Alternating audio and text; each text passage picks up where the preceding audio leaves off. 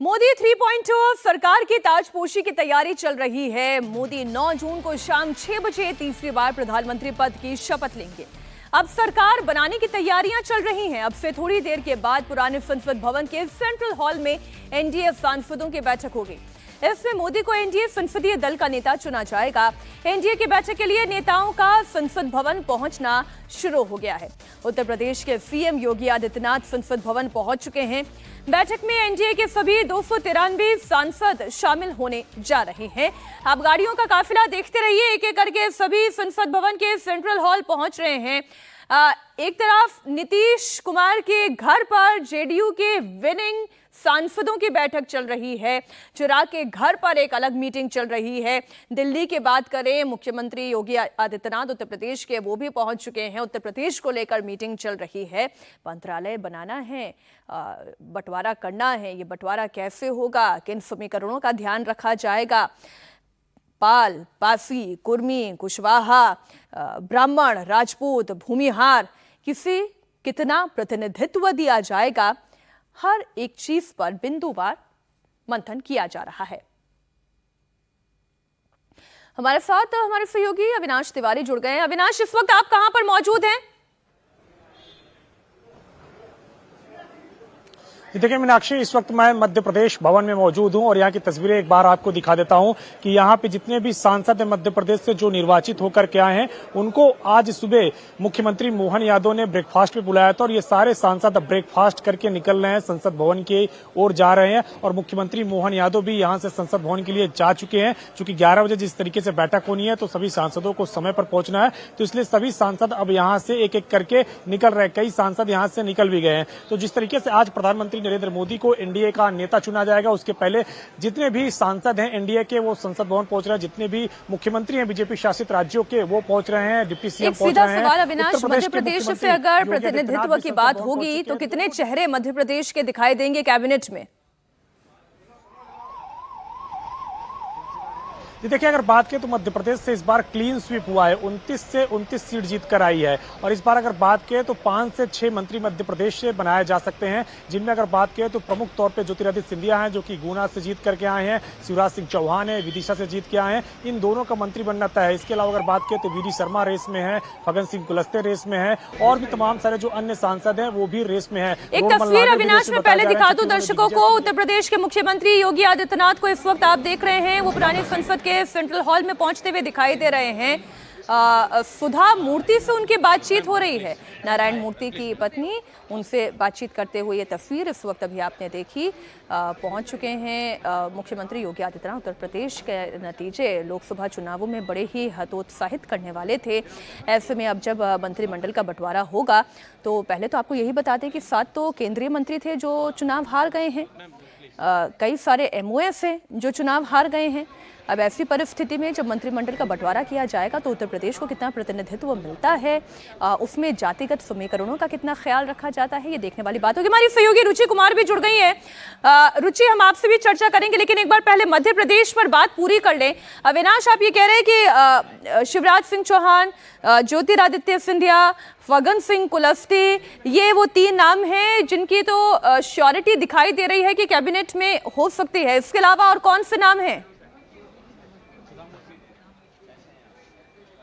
देखिए, अगर इसके अलावा अगर बात करें तो रोडमल नागर हैं, वीडी शर्मा हैं और इसके अलावा अगर बात करें जिस तरीके से गणेश मिश्रा हैं जो कि रीवा से जीत करके गए हैं, तो ये तमाम सारे जो नाम हैं वो इस बार मंत्री पद की दौड़ में शामिल हैं। हालांकि इनमें से कौन लोग मंत्री बनते हैं इसका निर्णय प्रधानमंत्री नरेंद्र मोदी को करना है, लेकिन 2 से 3 नाम जो कंफर्म कहे जा सकते हैं उनमें से शिवराज सिंह चौहान है, जो कि मुख्यमंत्री की कुर्सी वो छोड़ी है और मुख्यमंत्री की कुर्सी छोड़ने के बाद उन्होंने विदिशा से चुनाव लड़ा है और 8.5 लाख से वोटों से ज्यादा से वो चुनाव जीत करके आए। ज्योतिरादित्य सिंधिया हैं जो कि पहले भी केंद्रीय मंत्री रहे हैं, इस बार भी। ठीक, अविनाश, मैं दोबारा आपके पास आती हूँ। इस बार प्रधानमंत्री बनेंगे नरेंद्र मोदी तो अपनी कैबिनेट में किसे सेलेक्ट करेंगे, किसे रिजेक्ट करेंगे, किसे रिपीट करेंगे, ये देखने वाली बात होगी।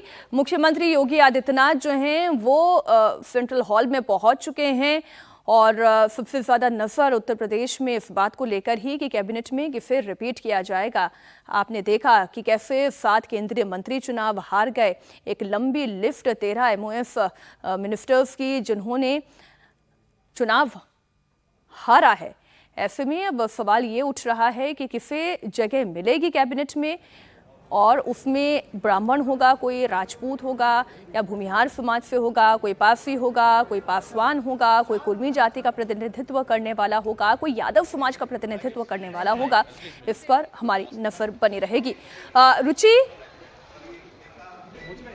ठीक, तो एनडीए के सभी 293 नवनिर्वाचित सांसद आज हिस्सा लेने जा रहे हैं इस मीटिंग में, और एक एक करके आप सभी चेहरों को देखेंगे। फूलों का गुलदस्ता देकर स्वागत किया जा रहा है। हिमाचल के नेता भी यहां पर दिखाई दे रहे हैं, पूर्वोत्तर राज्यों से आने वाले नेता भी यहां पर, विजेता भी दिखाई दे रहे हैं। एक एक का स्वागत किया जा रहा है फूलों का गुलदस्ता देकर।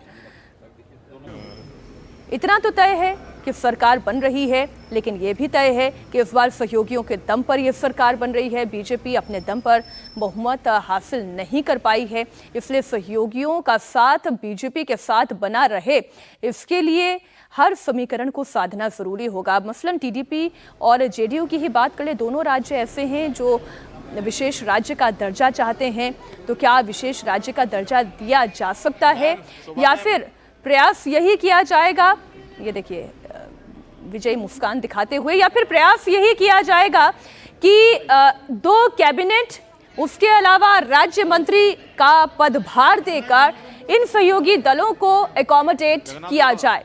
जो अब तक 2014 और 2019 में फॉर्मूला अपनाया गया था, वो 6 सांसदों पर 1 मंत्री का फॉर्मूला था, लेकिन इस बार ये फॉर्मूला बदला है। 5 सांसदों पर 1 मंत्री का फॉर्मूला तय किया गया है।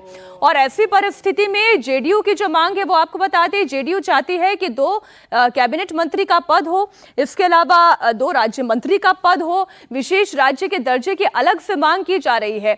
और अगर टीडीपी की भी बात कर लें तो स्पीकर के पद पर नजर बनी हुई है टीडीपी की।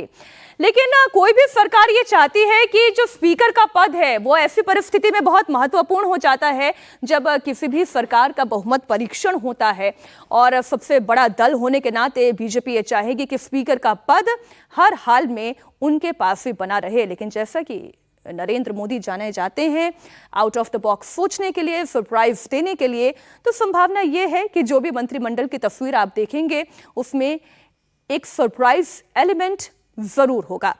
कुल 81 मंत्री बनाए जा सकते हैं किसी भी केंद्र सरकार के मंत्रिमंडल की कैपेसिटी की अगर बात करें तो कुल 81 मंत्री बनाए जा सकते हैं, जिसमें से 53 तो मंत्री पद हैं, 94 अगर बात की जाए तो वो कमिटीज होती हैं। लेकिन आज जब ये संसदीय दल की बैठक होगी, चिंतन होगा, चर्चा होगी, और फिर ये औपचारिकता प्रधानमंत्री नरेंद्र मोदी देश के चुने जाएंगे।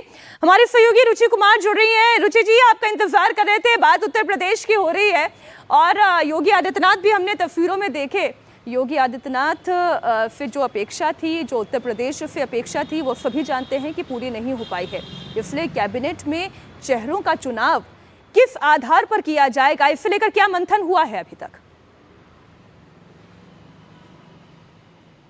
देखिए, ऐसा है कि अभी अगर आप उत्तर प्रदेश की बात करेंगे तो उत्तर प्रदेश के जो बीजेपी के अध्यक्ष हैं भूपेंद्र चौधरी, वो पिछले 3 दिनों से दिल्ली में हैं। मुख्यमंत्री योगी आदित्यनाथ कल शाम को यहाँ लखनऊ से दिल्ली पहुँचे हैं। तो एक तरह से अभी बहुत शुरुआती दौर है मंत्रियों के नाम को लेकर, लेकिन जैसा हम पिछली सरकारों में देखते आए हैं कि जो इलाके का समीकरण होता है, जो जातीय समीकरण होता है, उसका पूरा ध्यान रखा जाता है मंत्री बनाने के में। तो अब ये यूपी में कयास लगाए जा रहे हैं कि मंत्रिमंडल में जो पुराने मंत्री हैं वो कितने रहते हैं, कितनों की छुट्टी रहती है, बहुत सारे क्योंकि मंत्री हार गए हैं तो उनकी जगह कोई दूसरे मंत्री आएंगे। तो इस तरह से कयास का दौर जारी है, लेकिन अभी वो स्टेज नहीं आई है कि यहाँ से कोई एक वो बनाया गया हो कि इसको मंत्री बनाना है, नहीं बनाना है। ये तो केंद्र ही तय करेगा, लेकिन तब भी राय वगैरह ली जाती है। लेकिन अभी क्योंकि नतीजे आए हैं और लोग दिल्ली में हैं, तो बहुत ज़्यादा यूपी के लेवल पे अगर आप बात करेंगी तो उस पर बात चर्चा यहाँ पर नहीं हुई है। लेकिन ये तय माना जा रहा है कि जो भी मंत्री बनेंगे यूपी के कोटे से। जी रुचि, मैं वापस आपके पास आऊंगी। जो अखिलेश यादव का काफ कार्ड चला है उत्तर प्रदेश में, जरा एक बार वो जानकारी हम दर्शकों को दे दें। आप देखिए, ओबीसी में 27 को टिकट दिया अखिलेश यादव ने और 20 चुनाव जीत कर आए। दलित समाज से 17 चेहरों को टिकट दिया और 8 जीत कराए। एक तरफ सीएम योगी आदित्यनाथ दिल्ली में है, एनडीए की मीटिंग का मंथन जारी है। उत्तर प्रदेश में बीजेपी के सबसे ज्यादा जहां पर डैमेज होने वाली फैक्टर्स रहे हैं उस पर हम चर्चा करें। अखिलेश यादव का कास्ट इक्वेशन कैसे हिट हुआ, पीटीआई की जब बात करते हैं, पिछड़ा, दलित, अल्पसंख्यक और आदिवासी भी आप इसमें जोड़िए, और इसका नतीजा ये रहा कि अखिलेश यादव ने 27 ओबीसी और 17 दलित को टिकट दिया और उसमें 20 ओबीसी और 17 दलित ने जीत दर्ज की। 8 कैंडिडेट संसद पहुंचे हैं। यादव समाज के 5 को टिकट दिया, 5 के 5 जीते। कुशवाहा शाह के सैनी की बात करें, 6 को टिकट दिया, 3 जीत कर आए। कुर्मी पटेल की बात करें, 10 को टिकट दिया और 7 जीत कर संसद पहुंचे हैं। अगर आप कास्ट के लिहाज से देखिएगा तो टिकट का बंटवारा बहुत ही सोच समझकर कास्ट को ध्यान में रखते हुए दिया। मुस्लिम समाज का वोट एक मुश्त क्यों अखिलेश यादव को पड़ा, इसे आप इससे भी समझें। 4 को टिकट दिया, 4 के 4 जीत कर बाहर आए, संसद पहुंचे। सलमान खुर्शीद कल कह रहे थे कि मुस्लिम वोट को गंभीरता से लेने की आवश्यकता है और उसकी गंभीरता क्या है वो आपको यहाँ पर दिखाई देगी। ब्राह्मणों की अगर बात करें तो ब्राह्मणों को भी प्रतिनिधित्व दिया, ऐसा नहीं है कि ब्राह्मणों को दरकिनार किया गया। 4 को टिकट दिया, हालांकि एक ही जीत पाने में कामयाब रहे हैं। भूमिहार जाति को प्रतिनिधित्व दिया, 1 को टिकट दिया, उसे भी जीत मिल गई है। तो ये पिछड़ा, दलित, आदिवासी, अल्पसंख्यक, अगर इस इक्वेशन की बात करें, मुस्लिम की बात करें, ये देखिए। अब पासी आबादी की सबसे पहले बात कर रहे थे, अखिलेश यादव ने पासी से कैसे पलट दी, पासी से समझिए। करीब 1.25 करोड़ की आबादी है पासी समाज की। फैजाबाद से अवधेश प्रसाद को टिकट दिया, केवल एक अयोध्या छोड़कर बाकी 4 विधानसभा में अवधेश प्रसाद जो है जीत दर्ज कर पाए और इसलिए फैजाबाद जैसी सीट जो बीजेपी जिताई सोच रही थी वो बीजेपी से झटक ली। लालगंज से दरोगा प्रसाद सरोज को टिकट दिया, पासी समाज से आते हैं, 1 लाख से भी ज्यादा मतों से वो चुनाव जीते हैं। कौशाम्बी से पुष्पेंद्र सरोज को टिकट दिया गया, इन्होंने भी चुनाव जीता। मोहनलालगंज से आर.के. चौधरी चुनाव लड़े, पासी समाज से आते हैं, 70,292 वोट से चुनाव जीते। मछली शहर से प्रिया सरोज को टिकट दिया, पासी समाज से आती हैं और इन्होंने भी 35,850 वोट से चुनाव जीता। ये वो चेहरे हैं जिन्होंने बाजी पलट दी है। भूमिका इनकी कितनी महत्वपूर्ण रही तो दावेदारी भी महत्वपूर्ण होगी।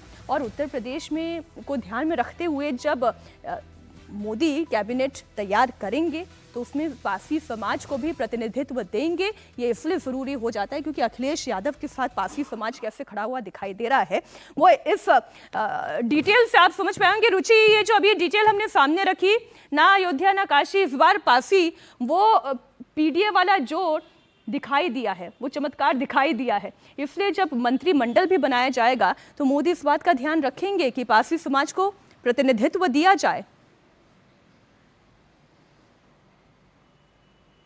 देखिए, अगर बीजेपी की आप बात करेंगे तो 2014 से वो इन सब जातियों पर काम कर रही है बीजेपी, और ये बड़ी वजह रही यूपी में बीजेपी की कामयाबी की। एक तो प्रधानमंत्री मोदी का चेहरा तो था ही, उनकी पॉपुलैरिटी थी, साथ में ये जो जातीय समीकरण जिनको बीजेपी ने बहुत अच्छी तरह साधा। हमने बहुत सारे चुनाव देखे, 2014 का देखा, फिर 19 का लोकसभा चुनाव देखा, 2017 का देखा, 2022 का विधानसभा चुनाव देखा। सभी में हमने ये देखा कि जो गैर जाटव माने जिस कम्युनिटी से मायावती आती हैं, उसके अलावा जो दलित वोट था उसमें बड़ी तादाद में बीजेपी ने सेंध लगाई, और जो गैर यादव ओबीसी था उस पर भी बीजेपी ने सेंध लगाई और बड़ी कामयाबी हासिल की। लेकिन इस बार जो खासतौर से मायावती का जो दलित वोट जो बीजेपी में जा रहा था वो समाजवादी पार्टी की तरफ शिफ्ट हो गया, और इस वजह से समाजवादी पार्टी को बड़ी कामयाबी मिली। साथ में यादवों के अलावा बाकी ओबीसी, क्योंकि जिस तरह से अखिलेश यादव, आपने तो पूरा डिटेल बताया, उसका असर ये हुआ सिर्फ उस सीट पर नहीं हुआ, आसपास की सीट्स पर हुआ, और समाजवादी पार्टी को ये बड़ी कामयाबी मिली। तो अब इस कामयाबी के बाद अखिलेश यादव कैंप में बहुत ज़बरदस्त उत्साह है। हालांकि देखिए मीनाक्षी, 2022 में भी अखिलेश यादव ने एक वो कहते थे हमने गुलदस्ता बनाया है, सभी जाति के लोगों को उन्होंने जोड़ा था अपने साथ, लेकिन तब वो बीजेपी से वो वोट तोड़ने में कामयाब नहीं हुए थे। लेकिन इस चुनाव में अखिलेश यादव इसमें कामयाब हुए हैं और दलित जो आमतौर से माने जाते हैं, एक आंकड़ा मैं वो और देख रही हूँ, समाजवादी मल्ला पार्टी को बिंद वोट समुदाय नहीं से करते। कुल 3 सांसद इस बार उत्तर प्रदेश में चुने गए हैं और इसमें से 1 बीजेपी के हैं और 2 समाजवादी पार्टी के हैं। इस लिहाज से ये कहा जा सकता है कि बीजेपी जब मंत्रिमंडल तय करेगी तो इसमें इन जाति का भी प्रतिनिधित्व दिखाई देगा।